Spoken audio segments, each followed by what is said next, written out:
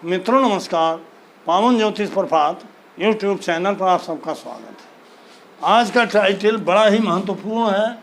Title का नाम है, शीर्षक का नाम है, किसी भी लग्न में कोई भी ग्रह राजयोग बना सकता है कि any planet in any ascendant can create Rajyog. जी हाँ मित्रों, और जिसकी कुंडली का आज वर्णन है, विस्तार से हमने कुंडली विवरण दिया है।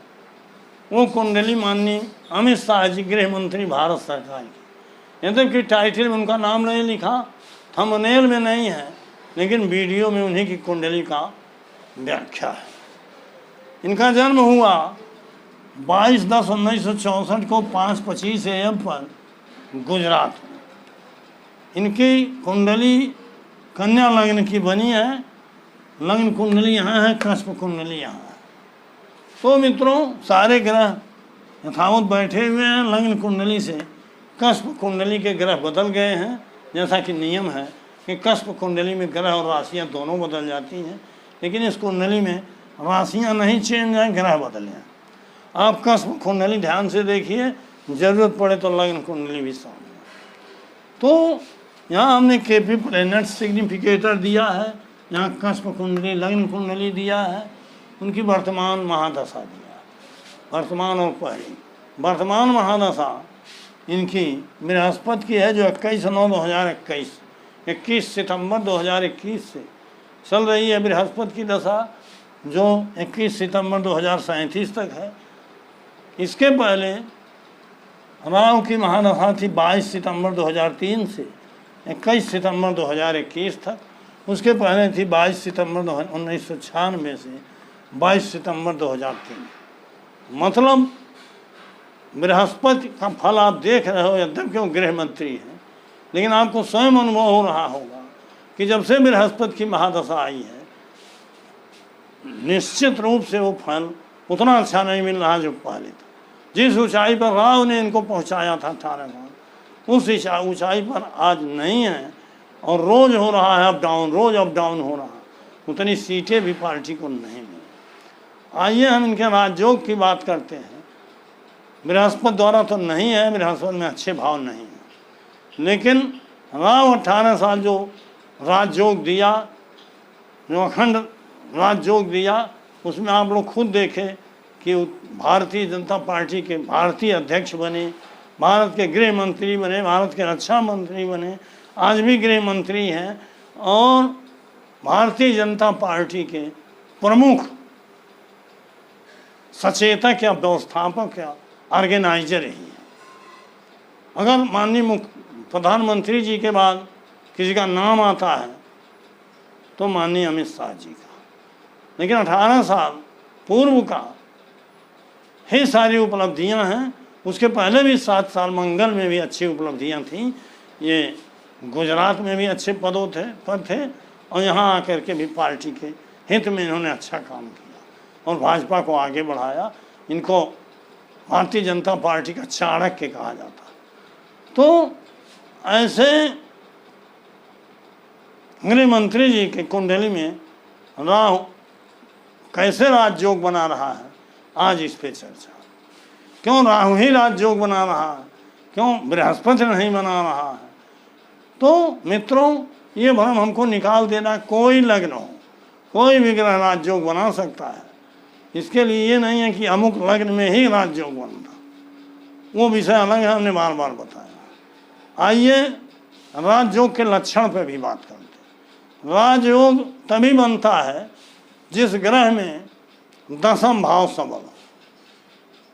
मतलब राजयोग का स्थान 10वां, कुंडली का ये 10वां स्थान, ये 10वां स्थान सबसे ऊंचा स्थान है। काल पुरुष की जो कुंडली बनती है उसमें 10वें स्थान में मकर राशि होती, 10वां स्थान आकाश की ऊंचाई को कहा जाता है। अर्थात जिस ग्रह में 10, 6, 2, 11, 1 प्रथम ये भाव हो, वो राजयोग बनाता है। उसमें 10वां भाव प्रमुख है, और जिस भाव में भी हो वो भी महत्वपूर्ण है। तो राजयोग के लिए ये भाव आवश्यक है। आगे बढ़ने से पहले आपको पता ही चल गया, बड़ी अच्छी बातें मैं बताने जा रहा हूँ। और आपका सारा संदेह दूर करूंगा, ज्योतिष के रहस्य पर से पर्दा उठाऊंगा। लेकिन आगे बढ़ने से पहले आपसे अनुरोध है कि अगर मेरे चैनल को अब तक सब्सक्राइब नहीं किए हैं तो तुरंत नीचे का सब्सक्राइब बटन पुश करके सब्सक्राइब कर दीजिए, बेल आइकन पुश कर दीजिए, ऑल के बटन पर क्लिक कर दीजिए ताकि वीडियो का नोटिफिकेशन शीघ्र आप तक पहुंच जाए। वीडियो अच्छी है तो लाइक करिए और मित्रों को शेयर करिए, एक प्यारा सा कमेंट ज़रूर करिए ताकि मैं उसका जवाब दे सकूं। और वीडियो को भगाइए नहीं, इधर उधर भगाने से, बार बार भगाने से आप पूरी बात समझें। आइए आगे बढ़ते हैं। देखिए, राहु पर चर्चा हो रही है। राहु ने ही राजयोग बनाया है। राहु लग्न कुंडली में मिथुन राशि में 10वें स्थान में बैठा। ये तो सिद्ध हो गया राहु भी 10वें का चिन्ह है और मिथुन है जो परंपरागत विधि में प्रचलित में है, कहते मिथुन राशि उच्च राशि। लेकिन कस्प कुंडली में वही राशि राहु 10वें से 9वें आ गया। कस्प कुंडली में जो भाव जिस भाव में रहता है वो महत्वपूर्ण होता है, लेकिन 9वां 10वां दोनों राहु में है। लेकिन मित्रों, केपी ज्योतिष में ये बात बताई गई है कि राहु पर जिस ग्रह की दृष्टि होती है केतु पर, उसका मेन प्रभाव। तो कुंडली में लग्न कुंडली से दृष्टि देखी जाती है, किसी ग्रह की दृष्टि नहीं है, फिर ज्योति भी नहीं है, राहु अकेला बैठा। तो दृष्टि नहीं, ज्योति नहीं, तो जिसके नक्षत्र में होता है उसका महत्व बढ़ गया। राहु का नक्षत्र, आइए यहाँ देखते। पहली बात तो ये देख लीजिए कि 10वां भाव भी ऊंचा होना है। 10वां भाव का समलाड़ हमने यहाँ दिया है, सूर्य है। 10वां भाव का समलाड़ सूर्य है। सूर्य में 1 और 12 है और सूर्य मंगल के नक्षत्र में है जिसमें 11 3 8 है। मंगल में 11वां आया है।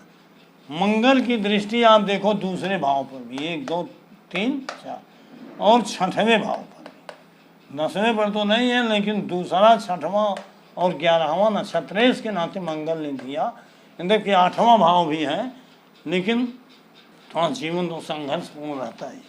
और लग्न भी सूर्य के नाम है। इस तरह से मित्रों, मंगल 10म का सबलाड़ है और जो 10म तो उसमें नहीं है, लेकिन 2 6 11 और लग्न उसमें है।